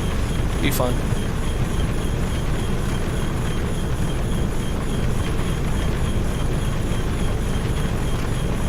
Coming up to minimums. 500. Stable.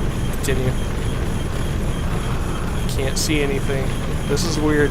I've never had this issue before. 400. I've seen some like flickering lights up there. Okay, I got a little bit of ground contact, but 300. okay, approach lights. That's enough. We can continue. Minimum.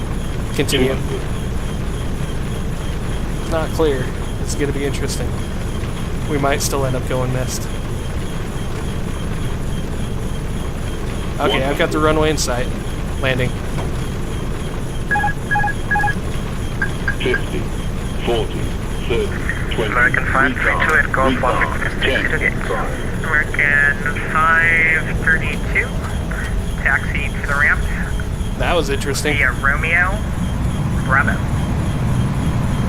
Taxi to the ramp via Texas Romeo Bravo, American 532. Thank you, good night. 80 knots and 60 knots. O'Hare Tower, Ryanair 323, requesting clearance Oh, to we're not Detroit gonna with make that one. November. Ryanair 323, O'Hare Tower, no flight plan on file. Wow. Rectify this. I mean, I can see the runway, obviously well enough to land, but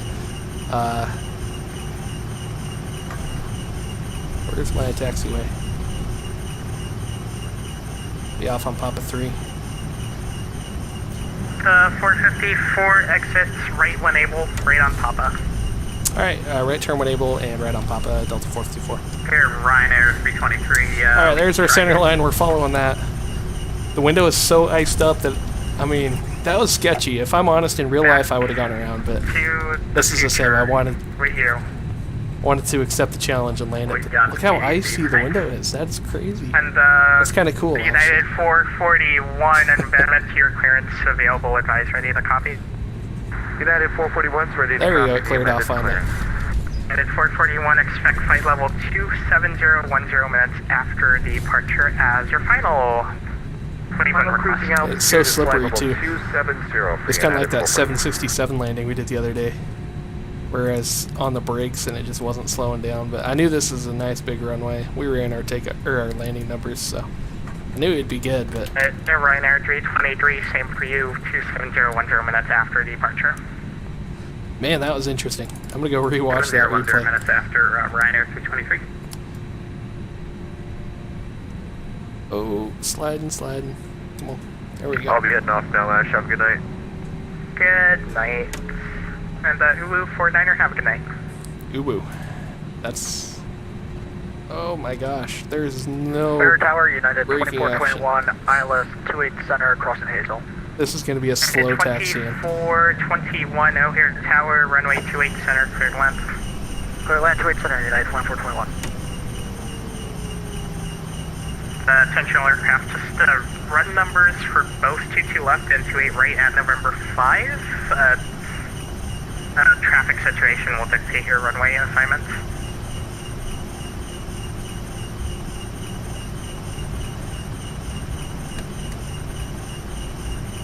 Yeah, this icing is no joke. I mean, it's good to know that the anti-ice can at least keep the ice off the wings now, so you can actually fly the airplane in icing conditions. But the windshield, that's a whole new issue to overcome with icing. Yeah, that was really sketchy. That was probably the sketchiest. I mean, again, it's in the sim. In real life, American 532, know that much ice, I would have gone around. But I'm like, I want to try this. I just want to see what the sim looks like. And that was interesting. Copy, thank you. O'Hare Tower, American 2270, information November. It's like seeing the world without, you know. to Newark. It's like somebody who needs glasses without their glasses on. Okay, 2270 O'Hare Tower, and with your spirit, PDC on its way. Haha, thank you so much, American 2270. That's nicer. Wiper is loud.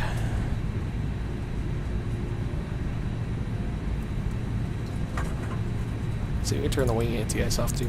Let's run after landing. Flaps over 0, speed brake is closed. And APU is already running because I forgot to turn it off the first time, but that's okay. And after lane checklist is complete. So yeah, window Pro P, that's the only switch that I see there. It's got auto and on, which I would assume auto would just have it on during flight, but yeah, that was not enough to... To 454, cross 28 right at Gulf Gulf. Cross 28 right at Gulf Gulf, Delta 454. To 454, November Lima Lima Alpha to the ramp. November Lima Lima Alpha to the ramp. We're actually parking at Mike 4. Do you want us to join maybe Echo Echo Bravo? Oh no, I'm so like, okay, I'm not used to Delta switching terminals. Gulf Gulf to the ramp. Gulf Gulf to the ramp. No worries, I'm not used to it yet either. Delta 454. Dakota Tower, United 215 can finally taxi Gravity Vision. Can we still taxi via Alpha? Okay guys, we're cleared across Gulf Gulf, and then we're going to take that all the way to the ramp. United So 215, roger. we're going to light up the airplane. We're going to hit the brakes right now, full brakes, to make sure we can slow down for Gulf give Gulf. way to the American 352, give way to the United 737 on Alpha There we 15. go. Let's turn these wipers. Oh, we're sliding.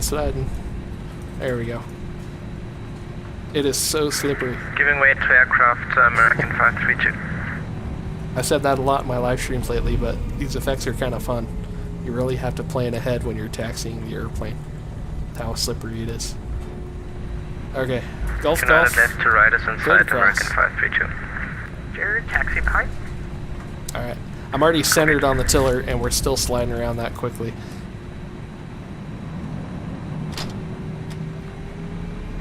At least I know I can do differential thrust in this airplane. Alright, clear left, clear right, clear to cross.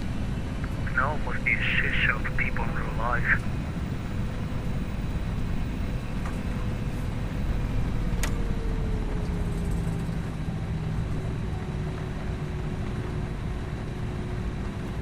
This is Costco up at Chicago Tower.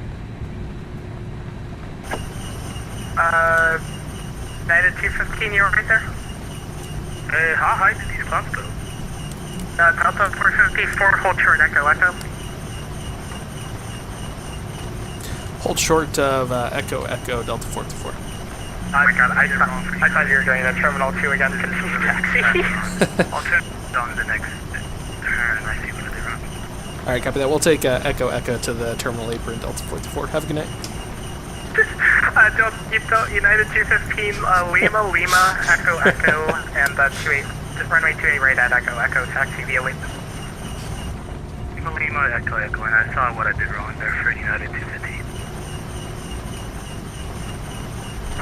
Alright guys, we're on the terminal apron now, so what we're going to do now is follow this taxi I'm a line subscriber to Ryanair 323.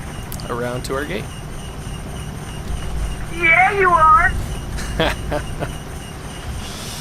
Oh, this has been a fun flight, man. I don't know if anybody's been entertained watching this, but this has been a very fun, challenging arrival into Chicago. American 1062, runway 22 left, taxi via November.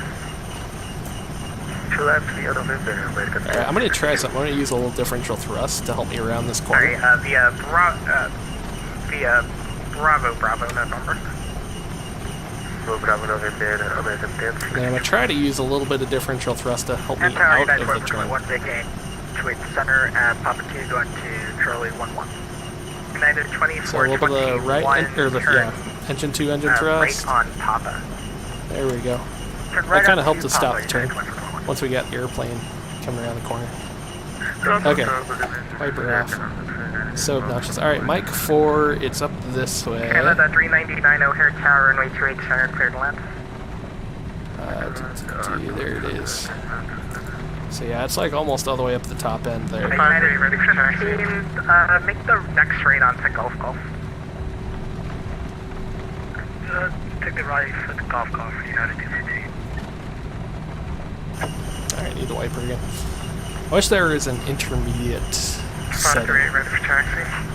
To 538, behind company traffic. Runway 28 right at November 5, taxi via Alpha 20. Alpha 15, November 5.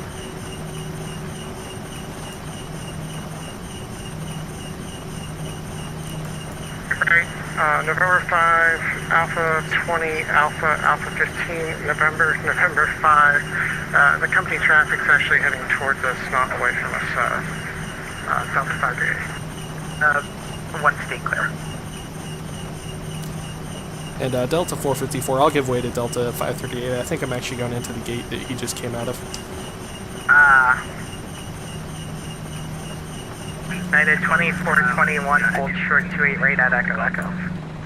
Hold short 28 right at Echo, United 2421. United 215, check your transponder, squad 1354.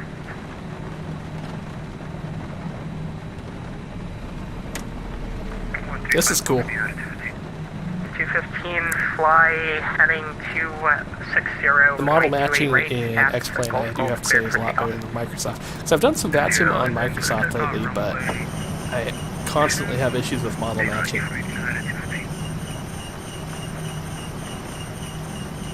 I need to, I know there's some plugins and, you know, other add-ons you can get that fix that issue, but I have yet to, I've tried a couple of them that haven't really worked. 1914, we're at 11,000. We're on the Turtle arrival, and we're southwest. We're going to figure out which gate we're going on to here. I think it's the gate that he just came out of. Which runway are you going for? 28 center. So let's see, we've got, I'm going to do some math here. Wait a second.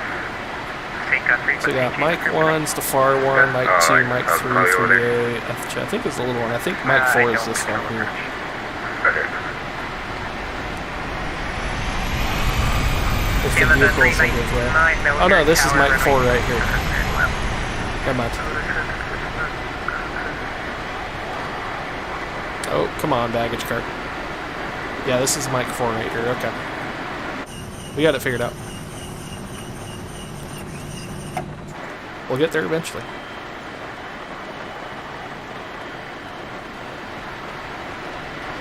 There we go. Oh, what happened to lights? There were terminal lights. 2421, cross 28 right at Echo Echo. Lima Alpha around. Put a red flashlight on. Okay, cross 28 right at Echo Echo, and then Lima Alpha to the right. Oh, too far. Look at that airplane just sliding sideways there. Brakes. This is so tricky, man. These airplanes are tricky to handle on a super sick surface. Oh. I can't get, I think there's enough crosswind, I can't get the airplane to turn left. Oh, this is gonna get sketchy. I might have to have the tug bring us into the gate. It's that slippery. Oh. Yeah, I can't turn his left.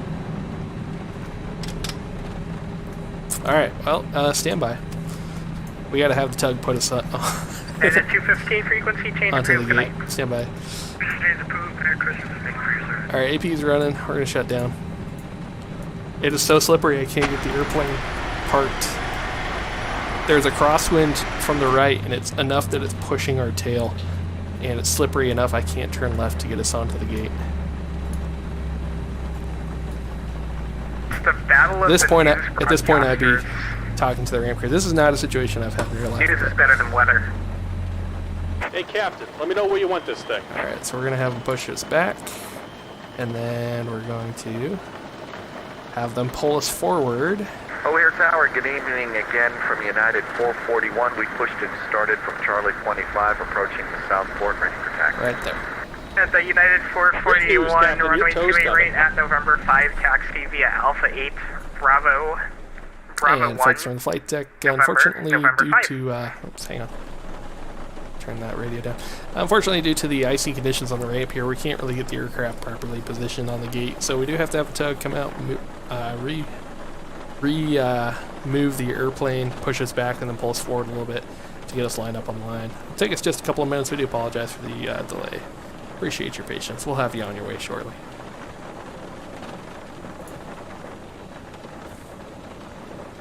This is the ultimate realism, having to having to do this. This is interesting. This is fun.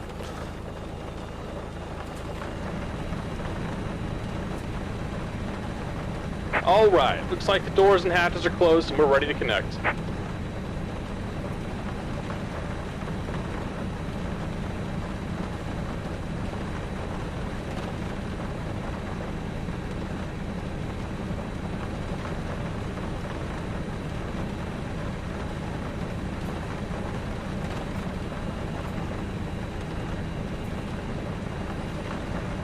Now the question is, will the tug have enough traction to properly maneuver the airplane?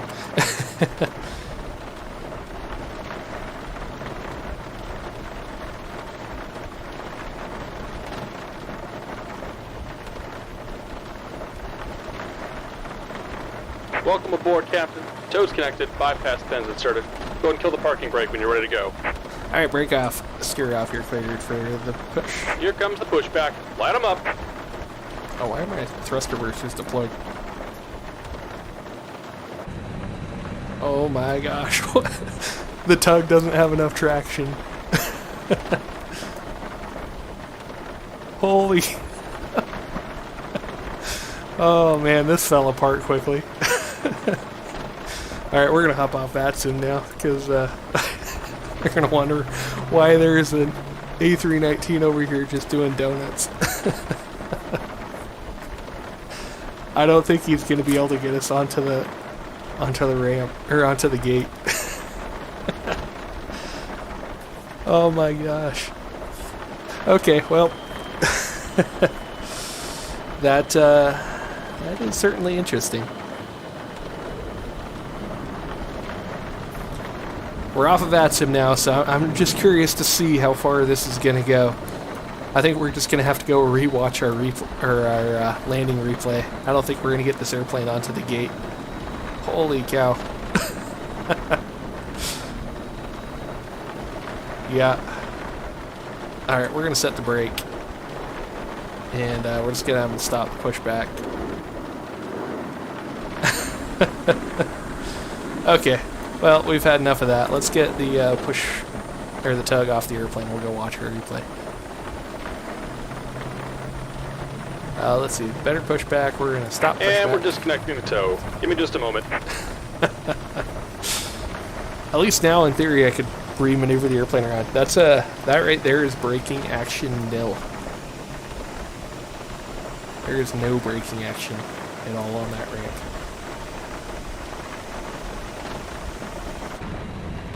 I must have shut the engines down with my thruster reversers deployed because they won't stow. We were like kind of sliding around and doing some crazy stuff before I shut the engines down. I'd need to turn some hydraulic pumps on, I think, to get them to stow. Yeah, I'm not even going to worry about it. Let's just get the tug off. Let's go watch the replay and we'll call it a stream. Oh man. And we're disconnected. Signal and pin on the right. Take it easy and have a safe flight. Alright. And ladies and gentlemen, we're going to have you now deplane via air stairs onto a bus and then take you to the terminal because we cannot maneuver the airplane. Alright, let's go watch a replay. That is probably the most entertaining and funny. Oh, there's all the spinning. Let's go back to, here's taxi. There's the flight portion.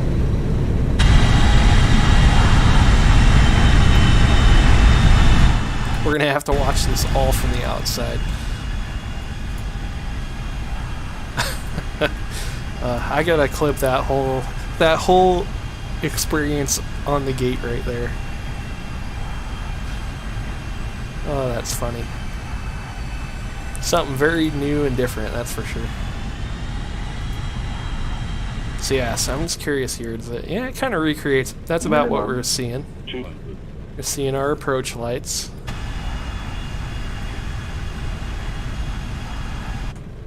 And right about there you can see that green terminating bar. That's runway in sight. Right at 100 feet.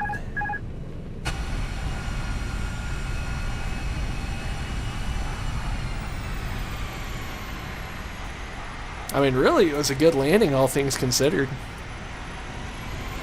Look at all that ice spraying up off the ground. Snow.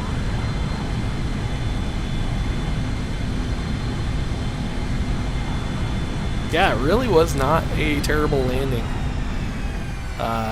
Despite how much was going on there. Let's just watch it one more time here from the cockpit view. Try to recreate what we could see here. It was not much. I mean, it was, I would consider it legal, but barely. Because again, right there you can see the, or no, not quite yet. 400. Right there you can start, it's hard to tell what's the flickering from the ground, but 100 above. 300. yeah, there's your rabbit, there's your approach lights right there. Minimum 200. Terminating bars.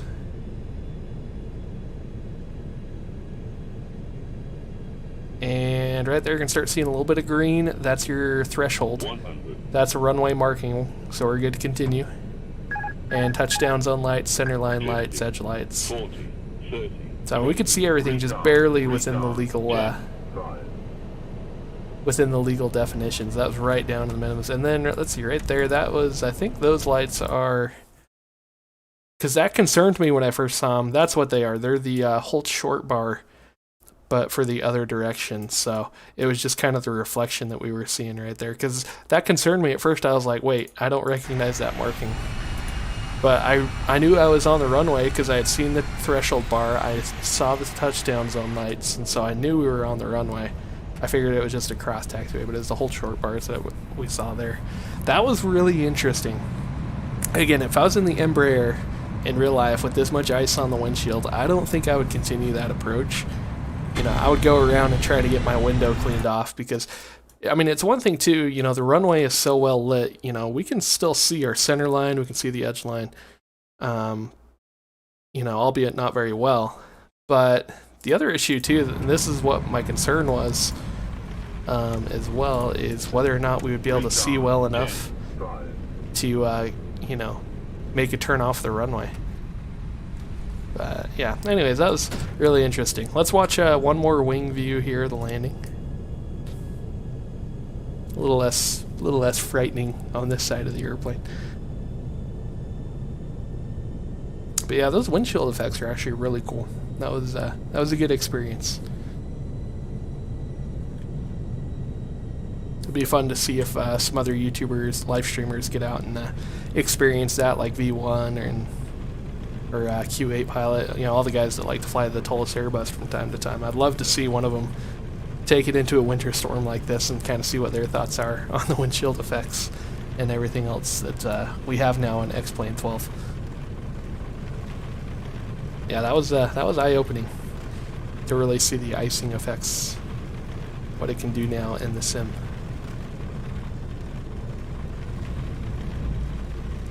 Still doesn't model any icing, I don't think, on any leading edges. The only place I see it really visible is on the window. I'm sure some third-party add-ons will probably add icing. I mean, obviously you wouldn't see it here because it's, you know, a heated anti-ice surface, but some other unprotected leading edges on the airplane. Be fun to see. See some, you know, visual icing modeled on the airplane. I know some have done it in the past in X-Plane 11, but that was really a greaser of a landing too. Which is funny. Look at all that snow getting kicked up. That was fun. That was good. That was good. It was a learning experience. I've made a lot of mistakes tonight, but sometimes you just gotta make mistakes and learn from them. That's the fun of flying the flight simulator, you know. Anyways, guys, I think we'll call it here. Thank you all so much for watching, and have a fantastic night. We'll see you soon. We'll watch a few more on the outro, as always, and this will be my last live stream before Christmas. I'm going to be working the next few days. Probably be back sometime around New Year's, maybe a couple of days before New Year's. Or if not, I'll see y'all in January. Either way, guys, like I said last time, happy holidays to those of you who celebrate. Merry Christmas. And have a great time. Have a great weekend.